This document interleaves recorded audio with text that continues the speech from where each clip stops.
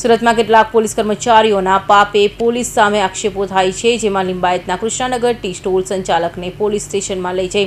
માર માર્યો હોવાનો ગંભીર આક્ષેપો કરાતા ચકચાર મચી ગઈ છે। સુરતના લિંબાયત વિસ્તારમાં આવેલા કૃષ્ણાનગર પોલીસના વર્તનને લઈ વિવાદ સર્જાયો હતો, જેમાં યાદવ ટી સેન્ટર ને માલિક મનોજ બાબુરામ સરોજે આક્ષેપ કર્યો હતો કે રાત્રે આશરે 10:30 વાગે દુકાન બંધ કર્યા બાદ ટુ વ્હીલર પર આવેલા 2 ડિસ્ટાફના કર્મચારી દુકાનમાં કામ કરતા કારીગરને પોતાની સાથે લઈ જવા લાગ્યા હતા,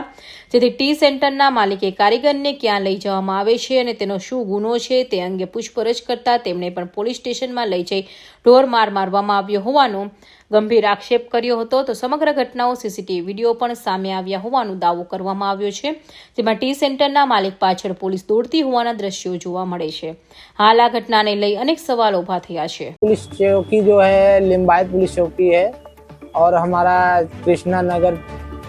लिम्बायत कृष्णा नगर चौकड़ी के पास में है और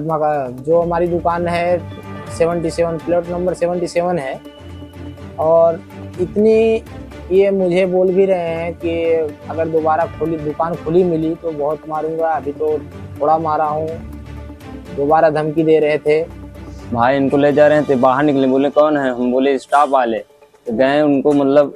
बोले साहब ये तो मेरा आदमी है, इसको क्यों ले जा रहे हो कारीगर को। इतने में उसको छोड़ दिए, बोले कि इसको ले चलो।